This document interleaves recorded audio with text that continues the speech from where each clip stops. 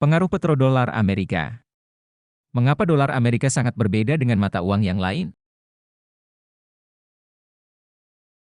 Sejarah uang dan perdagangan. Uang pada awalnya adalah sebagai instrumen nilai tukar yang dipercaya dengan jaminan, bagaimana akhirnya bisa menjadi tanpa jaminan. Awalnya uang adalah tanda bukti kepemilikan harta benda.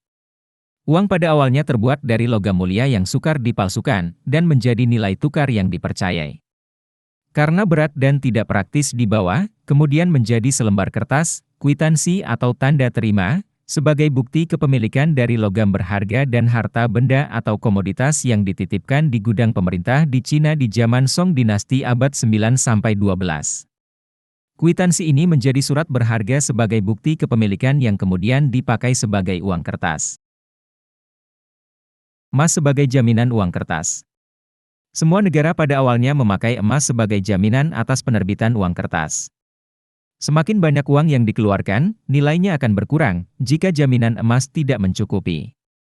Begitu juga dengan dolar Amerika yang dijadikan mata uang perdagangan internasional semenjak 1944, awalnya juga dengan jaminan emas. Dolar Amerika Serikat bebas dari jaminan emas. Pada tanggal 15 Agustus 1971, Presiden Amerika Serikat Nixon memutuskan dolar Amerika bebas dari jaminan emas.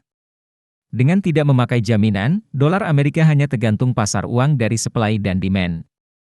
Sejauh masih ada permintaan dolar Amerika sebagai mata uang perdagangan internasional, itu akan tetap stabil nilainya, terutama oleh transaksi perdagangan negara produsen minyak dengan petrodolar. Dolar Amerika Serikat sebagai cadangan devisa perdagangan dunia sejak 1944. Semua perdagangan antar negara disepakati untuk menggunakan dolar Amerika sebagai mata uang perdagangan standar. Untuk melakukannya, setiap negara harus memiliki dolar Amerika sebagai cadangan devisa untuk impor dan ekspor antar negara. Terutama negara penghasil minyak yang merupakan pengguna cadangan devisa dolar Amerika terbesar yang disebut petrodolar. 70% dolar Amerika berada di luar Amerika. Karena dolar Amerika sebagai cadangan devisa, maka dolar Amerika bisa dicetak sesuai dengan kebutuhan cadangan devisa dolar Amerika di seluruh dunia. Pada umumnya mata uang lain tidak bisa menambah uang sesuka hati. Jika 100% lebih banyak uang dicetak, maka nilainya akan turun menjadi 50%, terkecuali dolar Amerika. Biasanya jika perusahaan atau seseorang yang ingin meminjam, harus memberikan jaminan atau agunan.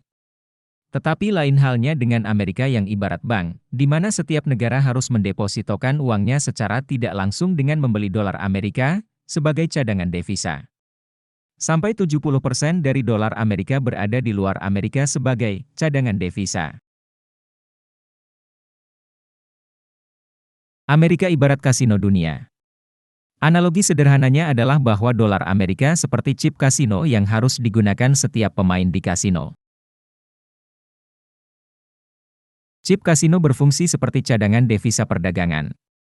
Di kasino, pemain harus mengubah uang menjadi chip kasino, seperti halnya pedagang harus mengkonversi ke dolar Amerika untuk perdagangan internasional. Jumlah uang pemain yang dikonversi menjadi chip bisa lebih besar dari kekayaan kasino dan kekayaan pemain disimpan ke perbendaharaan kasino tanpa perlu mengeluarkan surat utang atau jaminan oleh kasino. Hingga saat ini, 70% dolar Amerika beredar di luar Amerika sebagai cadangan devisa, terutama di negara-negara pengekspor minyak di Timur Tengah dengan cadangan petrodolar yang sangat besar. Ini sama seperti 70% dari chip kasino ada di lantai perjudian kasino. Atau 70% kekayaan kasino adalah uang pemain. Bagaimana kalau kasino kalah? Selama pemain masih memegang chip dan tidak berhenti bermain, kasino akan tetap hidup, meskipun kalah. Atau selama dunia masih memegang 70% dari dolar Amerika yang beredar sebagai cadangan devisa untuk perdagangan, Amerika tidak akan mengalami kesulitan keuangan. Walaupun sudah bertahun-tahun rugi atau defisit. Nilai dolar Amerika masih akan stabil karena permintaan dolar Amerika untuk perdagangan. Tentu saja, kecuali jika semua 70% dari dolar Amerika yang beredar di pasar dunia diminta untuk dikonversi kembali ke mata uangnya masing-masing, Amerika akan berada dalam krisis keuangan atau bangkrut. Ini seperti kasino yang hidup dari 70% uang milik pemain. Pentingnya petrodolar untuk Amerika Serikat. Skenario terburuk adalah, jika negara minyak tidak lagi berdagang dengan petrodolar, atau menggunakan mata uang lain. Maka dolar Amerika tidak akan lagi mendominasi dan Amerika tidak akan bisa lagi secara sewenang-wenang membekukan pembayaran ke negara-negara musuh.